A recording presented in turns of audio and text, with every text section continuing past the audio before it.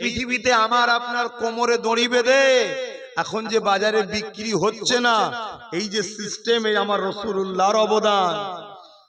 যদি সেই জাহিলিয়াত কোনা থাকতো, তোমার আমার কোমরে দড়ি বেঁধে বাজারে নিলামে তোলা হতো, আর বড় বড় কোম্পানিরা এসে কিনতো। তবে সেদিন বেশি দিন নাই, তোমার আমার কোমরে দড়ি পড়ানো হবে। কেন? তোমার আমার তেল বড্ড বেশি হয়েছে, এ তেল আল্লাহ কাটাবে, চিন্তা করুন। কথা মাথায় ঢুকছে না? ঢোকে নেই? হ্যাঁ, খুব তাড়াতাড়ি হবে, সেদিন বেশি দূর নাই। যাক, আল্লাহ আমায় যা দেখাচ্ছে আমি বলে দিচ্ছি। হ্যাঁ, যদি তুমি আমি পরিবর্তন হয়ে যায়, যদি তুমি আল্লাহ ও রসুলের হয়ে যাও, তুমি আমি, তাহলে অবশ্যই আল্লাহর সাহায্য আসবে। জোরে বলুন সুবহানাল্লাহ। আর যদি আল্লাহ ও রসুল ছেড়ে দিয়ে যেভাবে জীবন যাপন আমাদের চলছে, এই জীবন যাপন যদি চলতে থাকে, তাহলে বা বড় বিপদ আসছে।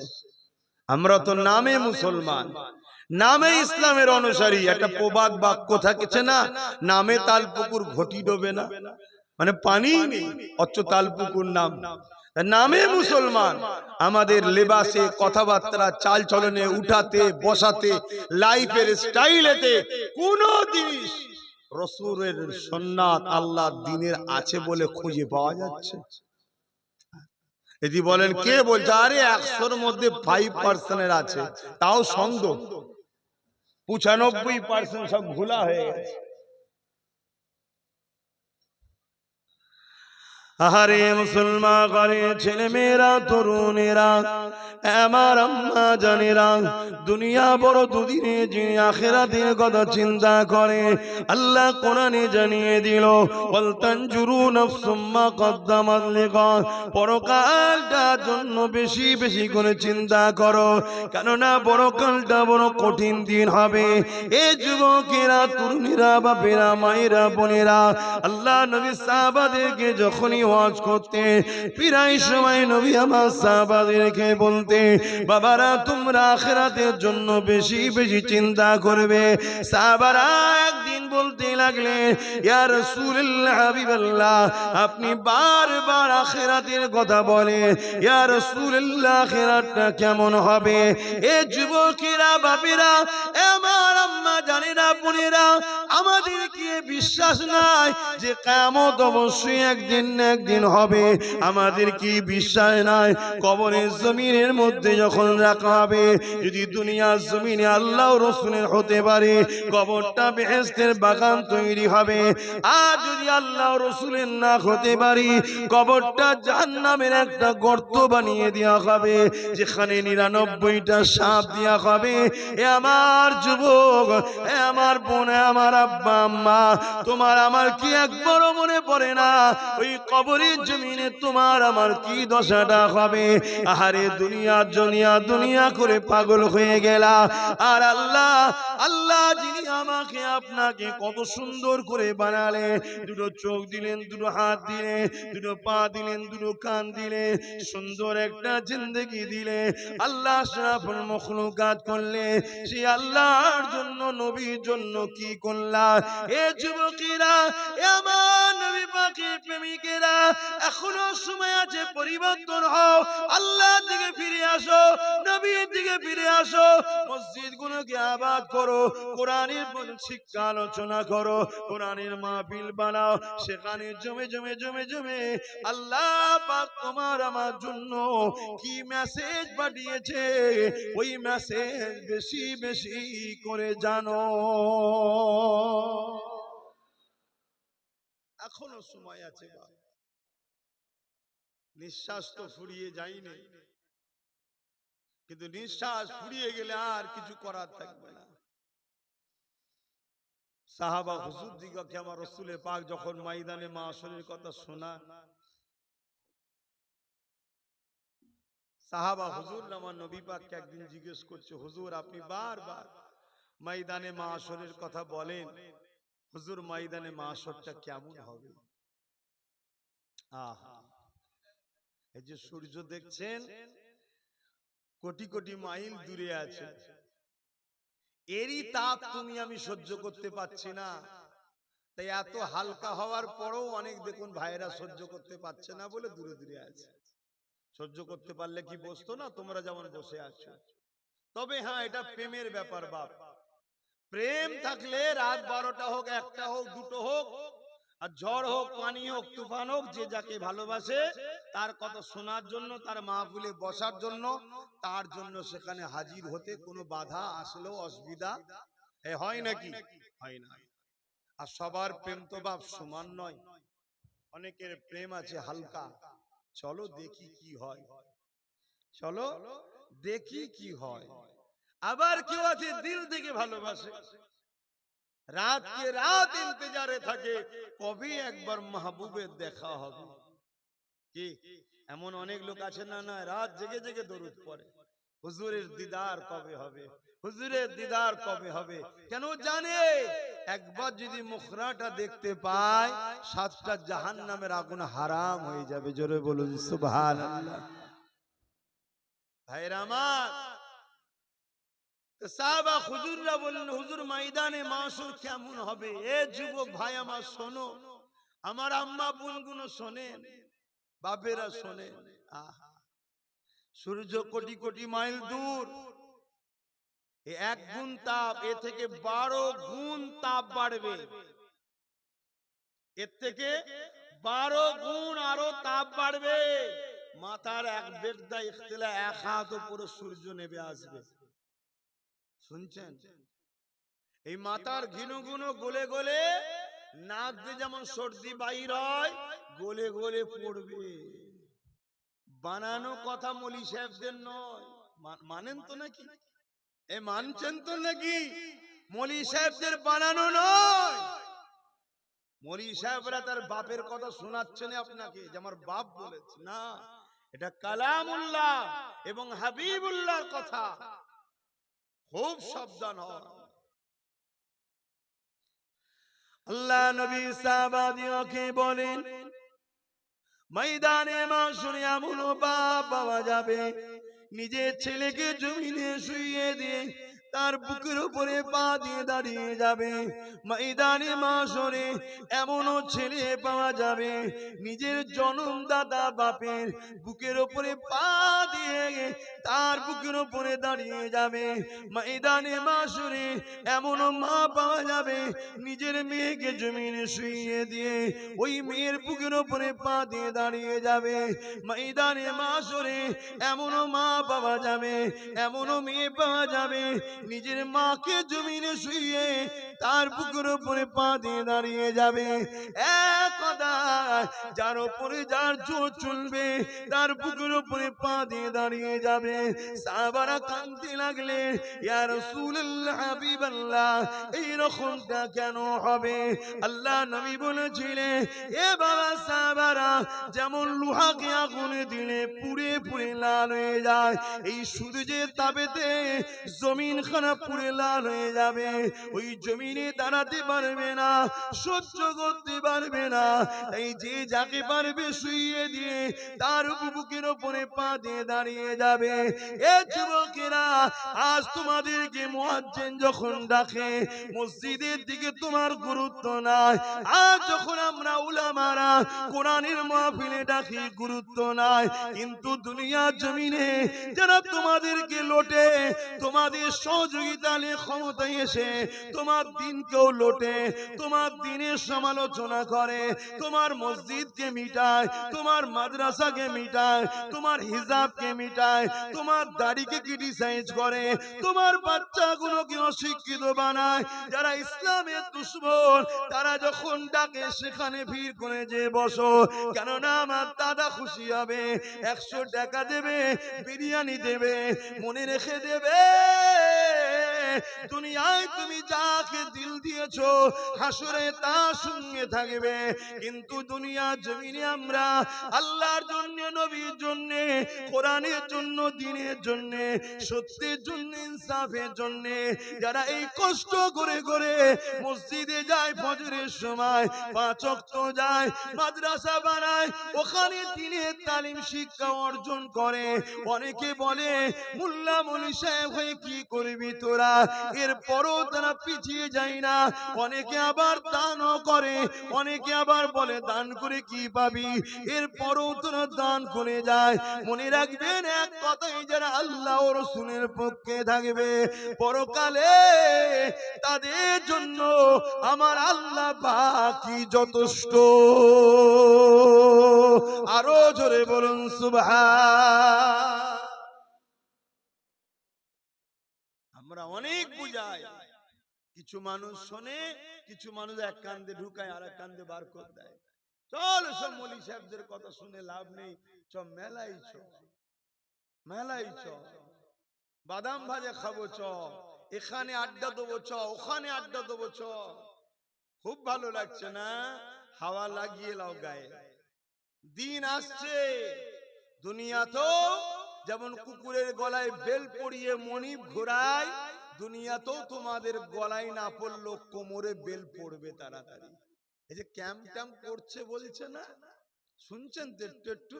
হ্যাঁ, সাইজ হবেন, চিন্তা নেই। হ্যাঁ, তাদের কোনো চিন্তা নেই। যারা আল্লাহ ও রসুলকে দিল থেকে ভালোবাসে তাদের আবার চিন্তা কিসের? তারা তো এমনি জেলখানায় আছে, আছে না নাই? আর দুনিয়াও সিজরুল মুমিনিন ওয়া জান্নাতুল মুমিনদের জন্য তো এই দুনিয়াটা জেলখানায়। আমরা তো জেলখানাতেই আছি। আহা, এত কঠিন দিন হবে যেদিন মানুষের জমিনে দাঁড়াতে পারবে না। সেদিন কি হবে একটু চিন্তা করবেন না?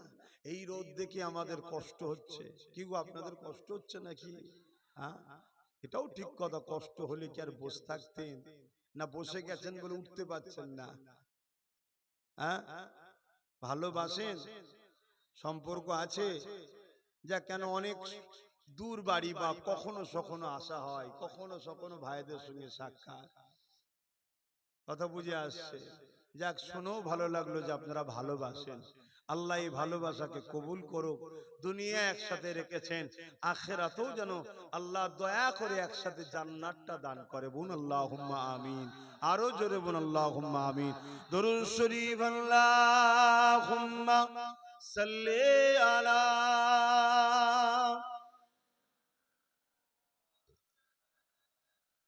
ওয়ালা আলিহি।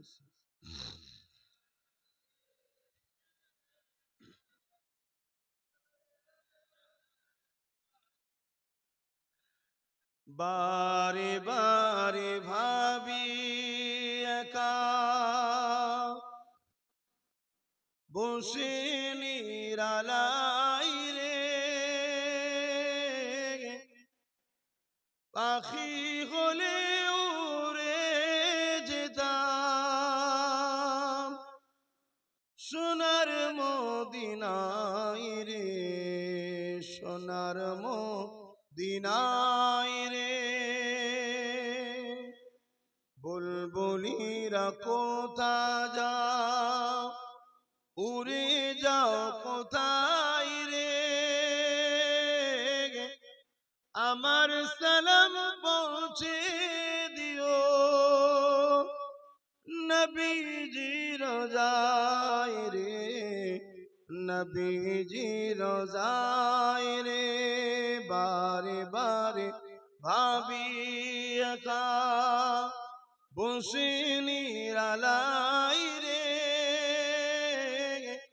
পাখি হলে উড়ে যেতাম সোনার মদিনায় রে, সোনার মদিনায় রে। রহম করো গো আল্লাহ, ও দয়াময় রে, পাই যেন নবীর সাফাত, নবী মুস্তাফায় রে, নবী মুস্তাফায় রে। আল্লাহুম্মা সাল্লি আলা।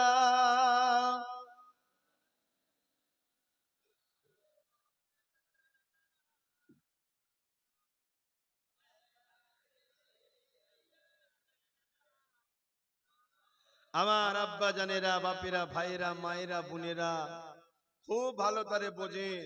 আল্লাহ আমাদেরকে দুনিয়ায় পাঠিয়েছে তিনাকে রাজি করার জন্য, তিনার দাসত্ব করার জন্য, তিনার কথা মতো চলার জন্য। আর তিনার কথা, তিনার দাসত্ব কি? আল্লাহ সেটা কোরআন পাঠিয়ে জানিয়েছেন, এবং কোরআনটা বুঝাবার জন্য, জানাবার জন্য দয়ার নবী, রহমতের নবীকে আল্লাহ পাঠিয়েছেন। জোরে বলুন সুবহানাল্লাহ। অতএব আমার আব্বা ভাইরা, কিয়ামত বড় কঠিন হবে, ময়দানে মাশর বড় কঠিন হবে। ওই মাহফিলে যখন আল্লাহ নবী আলোচনা করছিলেন, একটা খুব সুন্দর কথা, একটা হাদিস আপনাদের শোনাই। কমসে কম যাদের আশিক মানুষ, যারা ভালোবাসার মানুষ, আল্লাহ নবী ও আহলে রসুলদের ঘরে এবং আহলে বায়াতদের ঘরে সাহাবা হুজুরদেরকে যারা ভালোবাসে, তাদের জন্য এটা খুব ভালো মেসেজ। ওই মজলিসে হযরতে শেরে খোদা মাওলা আলী কারামুল্লাহ ওয়াজহু উনিও বসেছিলেন। বলুন সুবহানাল্লাহ।